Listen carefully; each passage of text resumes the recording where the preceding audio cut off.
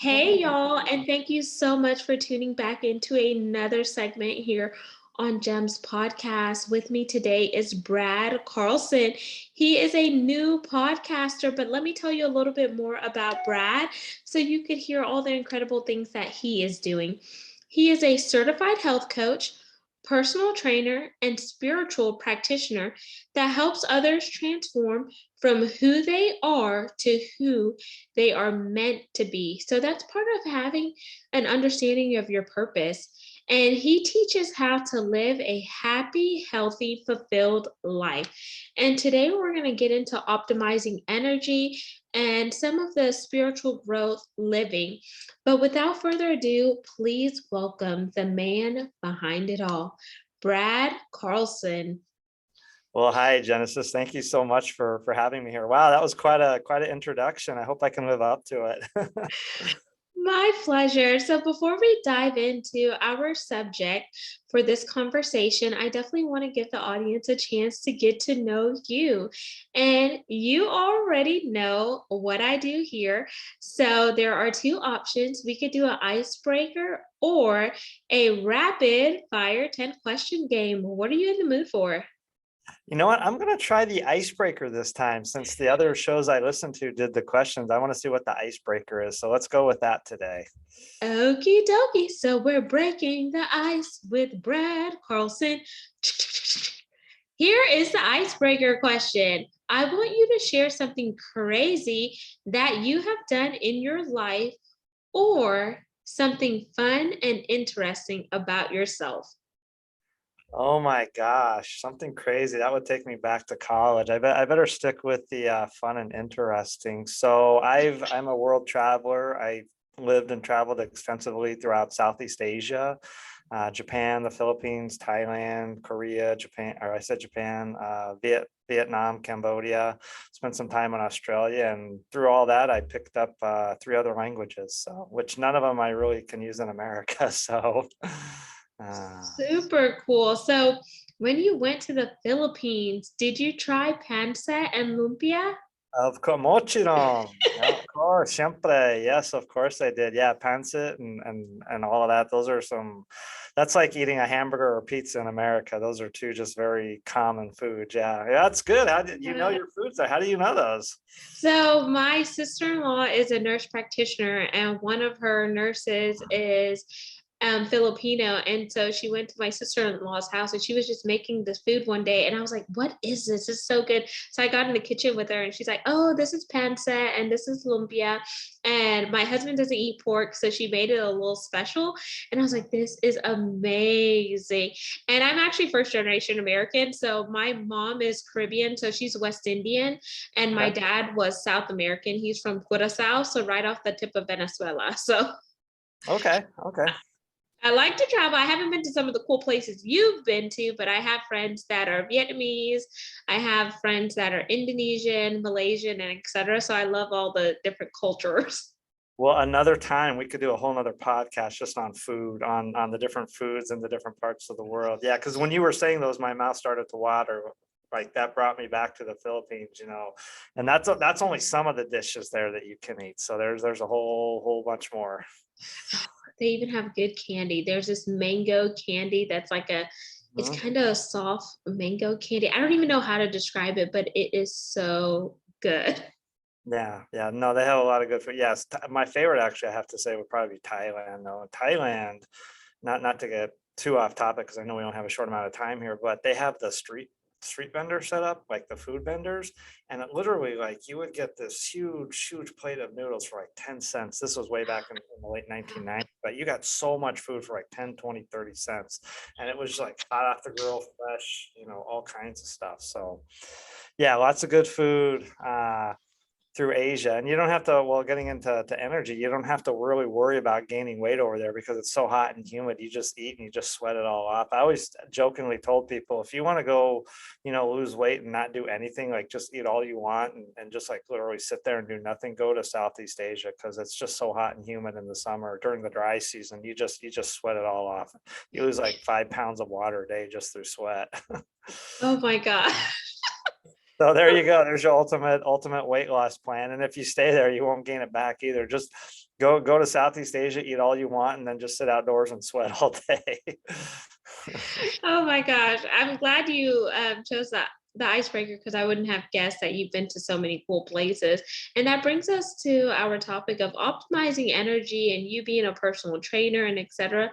So talk about your journey because I'm sure it hasn't always been where you are now. So what was your background like?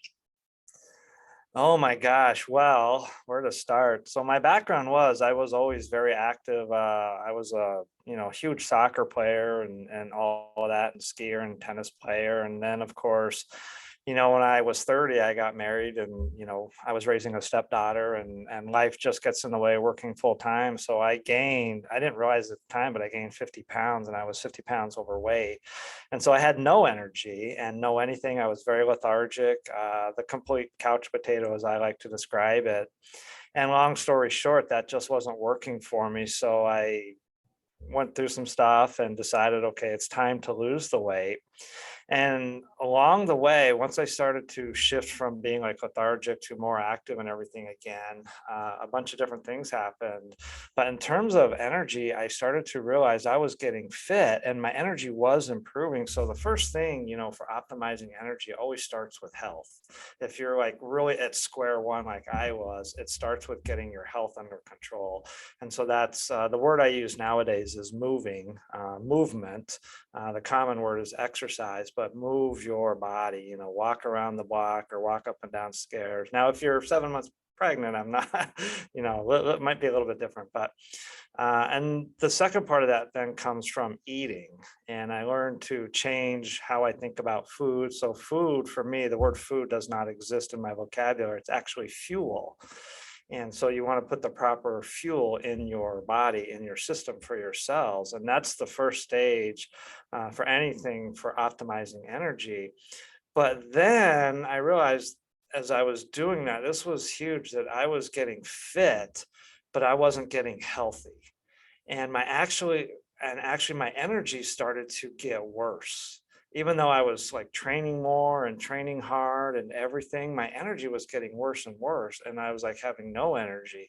And that came from the point of a little bit had to do with overtraining, a little bit of it had to do with burnout, but it really had to do with not understanding the journey and what I was doing. And this whole time, I'm like, well, what do I really want out of this? And that's an important question to ask. If you want energy, is what do you really want out of this? And so what I decided was, well, I don't need to run an 8-minute mile anymore. I'm kind of beyond the competitive stage. And this was all going on in my early 40s. So once a man hits 40, his testosterone drops off, and the competitive fire is still there a little bit. Okay, the competitive fire is still there a little bit, but I really had to ask myself, what do I want out of this? And in that moment, I said, you know what? I want to be healthy. But I didn't know what that meant. I thought healthy meant eating and exercise, and that was only part of it.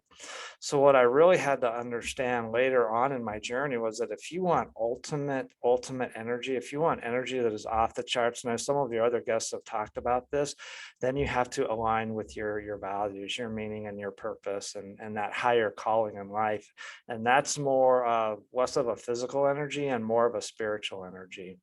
Absolutely. And I would also say, whenever you think about the holistic of health and wealth, is you have to tap into mental health, emotional health, physical health, and spiritual health. And all of those is what feeds that total alignment, mind, body, and soul, and sleep. Sometimes we're like, go, go, go, and you don't get enough rest that you're so sluggish. I remembered before I started this pregnancy journey, I had a trainer and I was doing a lot of high intensity interval training.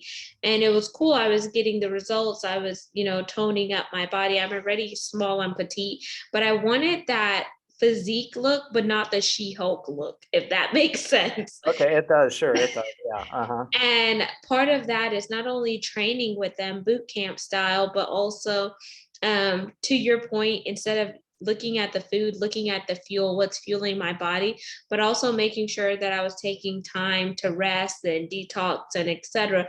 Because I could do this all day long, but if I don't pair the other parts with it, I'm not going to be functioning at my optimal level.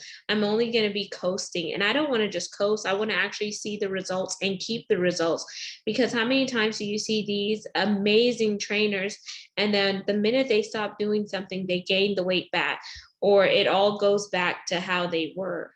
So obviously something was missing there. Yeah, you just hit the nail on the head, everything you just said. And it took me a while to understand what you just said. If you would have said all that to me 5 years ago, I would have been like, huh, what are you talking about? But it is a balance between the physical, the spiritual, the mental, the emotional, and the intellectual. And once you are able and I'm going to use the word balance because that was a huge issue for me. I'm someone in my journey that went from extremely like unhealthy, lethargic, couch potato, overweight, to the complete opposite end of the spectrum where I was extremely like OCD, only eat, vegetables and organic and everything, and not touch a single thing with sugar or a donut or anything. And that doesn't work either. Being in the extreme. And so energy, this idea of really, being your authentic self energy, it's about finding balance. In my podcast, the last part of it says eat ice cream, which it's okay to eat ice cream every once in a while. It's about finding balance. And so you have to, and I wish there was a magic wand I could give everyone, how you find balance. Yeah, but it's just a matter of, trial and error. I spent about, between 2 and 4 years just, tweaking the formula a little bit, 1 cup of this, 2 cups of that. Oh, that didn't work. It's like someone trying to find the perfect recipe for a cake or something like that. And that's what you have to do. But if you want that life of optimal energy, you have to do the work on yourself, and you have to ask yourself the questions, where am I going? What is it that I want? Who am I? Who am I really? The answers to those questions will give you a powerful, form of energy. And then of course, rooting it in the health side with the diet and the exercise, the healthy eating and the wellness and the movement, and figure out, where you're going and then why are you going there? I know the guests that have been on your show, Genesis, that I've listened to also, they talked about the importance of knowing your why and understanding that. And that is the key. In my book, I call it, that's the glue that holds all of this together, is knowing that why. And so it's very possible. So I would say to anyone listening right now, no matter your situation in life, what's going on, it is possible to have that optimal life. It is possible to have that optimal energy. I went from super overweight to super like OCD, like obsessed with, vegetables and organic everything, to now finding balance, to now finding, alignment with who I am and that purpose and that higher calling and where I'm going. And it's led me, and you have too, Genesis, because it's led us right here to be on this podcast together today. So which is really awesome. Yeah, and I like all the things that you're saying, because it's so important to know what your why is. And I'm always going to echo knowing what your why is, because then that causes you to go within yourself and do that internal work. And once you do the internal work, external factors will begin to align up, which is going to promote that sustainable, healthy living, which is something that you also speak about, Brad, because sometimes we look at what everyone else is doing and we think that we could apply that for ourselves, whenever you may not know what their blood type is, you may not know what their body type is, you don't know if they're on a macro or a micro nutrient diet, you don't know if they're calorie counting or etc. And sometimes diets are just that. They are diets, because eventually they are going to die and fade out. But if you think of it as a lifestyle choice and you think about, I'm doing this to promote the sustainability, to have me have longevity, not just for me, but my family, that's a part of your why. And once you're rooted in your why, you're going to make better decisions, because it's going to help you optimally live out your life, because you know your why, you know who you are and whose you are, you know what your purpose is, you know what the mission is behind it, and everything is going to just line up accordingly. And I know there are so many people that may be listening that are busy and they're like, Genesis, Brad, I just don't have enough time. Well, I tell you, if you like to get your nails done, you make time for that. If you like to go to the movies, you make time for that. If you like to do any type of extracurricular activity, you make time for that. If you have time to sit on your couch, Netflix and chill, then you have time to meal prep, you have time to batch prep. And if you do that, you are being intentional on what you're eating. And you're also putting stuff aside so you don't have to take that time to go through a drive-through where you don't know how they're preparing their food. I'm not saying all fast food is bad, but just kind of watch the amount of fast food that you eat. You don't need to eat it every day if you just take time to meal prep. And you could do it on Saturdays or Sundays, the weekend, especially if you work Monday through Friday. And there would be time where I would meal prep some lean chicken breasts or some chicken tenderloins. I'll have my veggies and then I'll have something else. And then, of course, put in my snacks in there. That way, I was intentional of what I was eating, but also when you're eating, try to practice mindfulness so you're not just rushing through your food. Like today was a bad day. I ate pizza on the way driving home because I had a podcast at 2:30. So I had pizza and I had icy, but I'm also 7 months pregnant. So you just never know what my cravings are going to be. That's true. Yeah, I can't say anything about that. I don't know. Everything you said is just golden. I want to add in two pieces of advice that I got that just changed my life forever. One was regarding people saying I don't have time. Time management. The piece of advice I heard was you don't manage time, you manage priorities. And so, what are your priorities? So, for anyone listening, what are your priorities right now? And I always really emphasize you have to be your number one priority, because when you're your number one priority, starting with your health, everything else will fall into place. I promise anyone listening, a better relationship with your spouse if you're married, in a relationship, better relationships at work, everything when you make yourself the number one priority. And that's so you manage your priorities. So another question to ask yourself is, what are my priorities? What are my top three priorities? The second piece of advice I got was stop trying to figure it out. We're always in our heads trying to figure it out. And when we're in our heads trying to figure it out, that actually robs us of our energy. And so going back to this idea of optimal energy is when we are just completely in the flow with life, with how life works. And obviously you're a shining example of that, Genesis.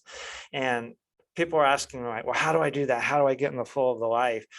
You have to do the work. And what I did, I like to tell this part of my story. I sat down for almost 7 months and I wrote down, I had 34 pages front and back of notes of every belief and every question I wanted answered. So I asked those questions. What is my purpose? What is my calling in life? What do I want? Where am I going? All those questions, all those beliefs, I wrote them out and I just did the work on me. So if you want to get in the flow, make yourself a priority, answer those questions and let the flow of life take over for you. Those are great, great additions. And I like how you switch it to I don't manage time, I manage priorities. Because if you shift just that thinking, you're shifting your paradigm and you're also enforcing boundaries that you set up. So not only set up those boundaries, but enforce them on yourself and other people.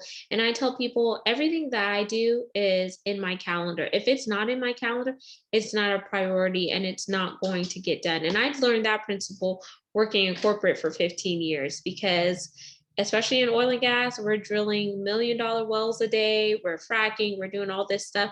I don't Wow. have time to waste. I'm trying to shake and bake like Ricky Bobby. There you go. There you go.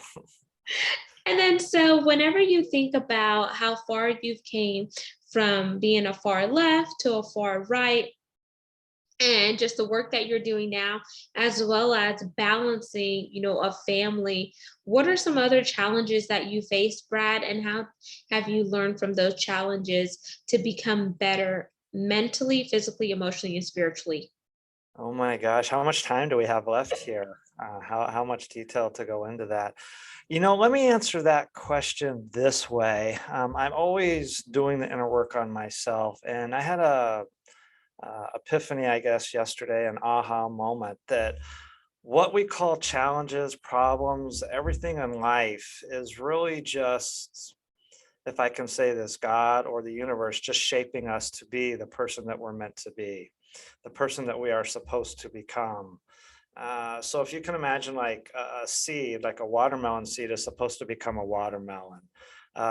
Grape seed is supposed to become a grape. A giant red sequoia tree is supposed to become a giant red sequoia. But that seed knows what it's going to become. So know who you are becoming. Who are you? Who are you? You know, I know you've asked that question. Are you a watermelon seed? Are you a cantaloupe seed? Are you a giant sequoia? You know, who are you? But then you're going to be shaped. So the universe, God, whatever you say, it comes along and it shapes that sequoia tree with air, water, sun, nutrients, all of that. And it may tilt the tree to the left a little bit, a little to the right. The only thing that's going on is just you're being shaped. So any challenge, any problem, I understand now, is you're just being shaped into the person that you're meant to be. And if you can understand that, then you'll realize that these aren't really problems or challenges at all, that I'm just becoming the person I'm meant to be. And that's huge. That was a huge light bulb for me the other day. Because so the other way is, okay, I've got this challenge, I've got this problem. You know, you can dig your heels in and persevere and just keep on going. They say that's true, and that does work. That takes a lot of energy. And we're talking about optimizing energy. The way you optimize energy is to go with the flow, not against it. And I feel like when I'm trying to solve the problem and figure it out and all that, that takes energy. And so it's like the battery on your phone, that's going to drain your energy. But when you realize that this isn't really a problem at all, this isn't really a challenge, I'm just being shaped into the person I'm meant to be. And so the easiest way to understand this, I know we've talked about this a lot here today and on your other podcasts. What is your seed? Are you becoming a watermelon, a grape seed? You know, what are you becoming? And I can even answer that question in another podcast too, because actually, believe it or not, it's the same for everyone. We're all becoming the same thing. And that thing we're becoming, I'll just say this part real quick, that thing we're becoming is not an occupation. It's not a teacher or a lawyer or even a podcast or podcast host.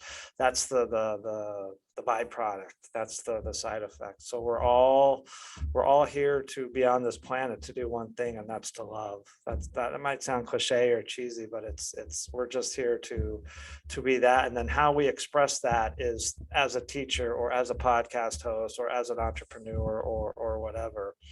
And so that's, you know, the person we're truly meant to be. And then all these problems and challenges, they're just shaping us to who we're meant to be. So Yeah, and I'm going to add this analogy, and it's a question first. Can a farmer reap if the farmer has never sown? And I want you to think about that.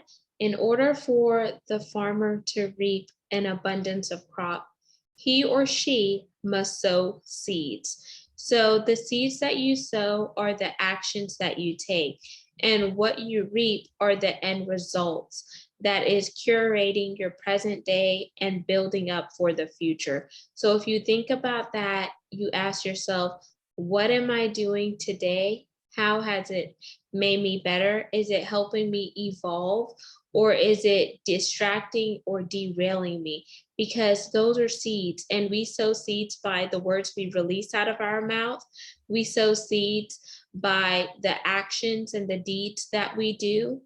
We sow seeds when we volunteer, when we bless that homeless man or woman on the street, or when we are giving advice and feedback to other people. Those are seeds, and you never know how those seeds are going to take root, because you may never see that person again. But because you chose to do something, it is going to leave an imprint that is going to drive an impact. So I challenge you to be mindful of the seeds that you sow so you can reap the harvest. It may not be in your lifetime, or it very well could be in your lifetime, but it may be later on down your lineage, whether it's through your children, your grandchildren, or great grandchildren. that was beautiful. I'm glad this is being recorded because I'm going to go back and listen to just that one part, what you just said. That was absolutely beautiful. I'm literally speechless now. I have no other words. That was beautiful, Genesis. So now I want to dive into the call to action part of the segment, Brad. We talked about optimizing energy. We talked about sustaining a healthy life. And we also talked about weight management in a sense, from you going from the far left to the far right, but then also making sure that you were diligent and you fine tuned what wasn't working once you realized it. What else would you like the audience to gravitate to, or is there a challenge you have for them to help them level up in their life?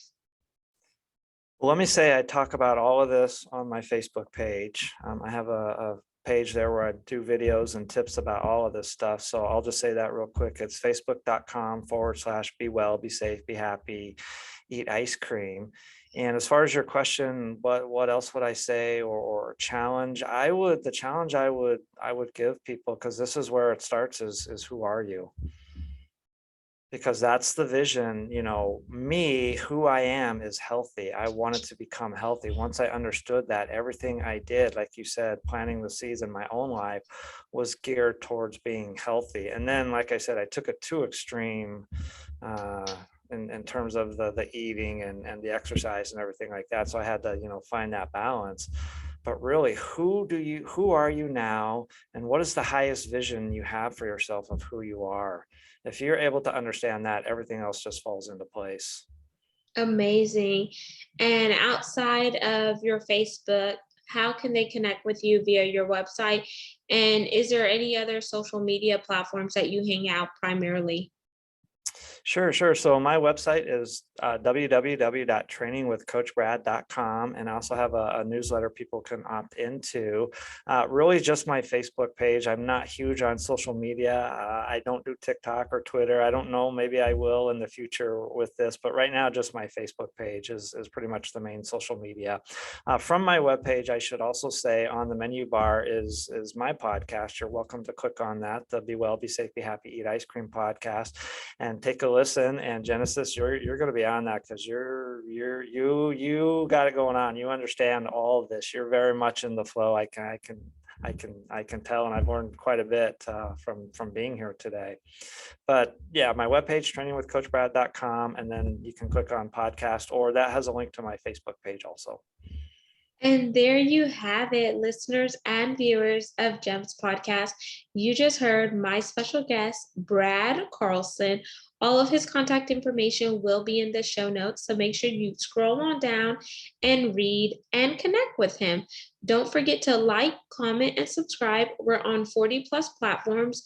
You could also see all things video by heading on over to our YouTube channel, which is at GEMS with Genesis Amaris Kemp. And I want to thank each one of you for continuing to support the guests that I bring on, as well as the mission of GEMS, which is to educate, inspire, and motivate while we intersect the dots of diversity, equity, inclusion, and belonging, because it does take all of us to come together to make this world a better place. And because of you, we are now ranked in the top 2.5% globally out of 2.8 million podcasts per www.listennotes.com. So thank you so much for just supporting the guest and myself. If there's any other topics you want to hear, drop me a line by heading on over to genesisamarisKemp@gmail.com. And until next time, peace, love, and lots of blessings. Have yourself an amazing day.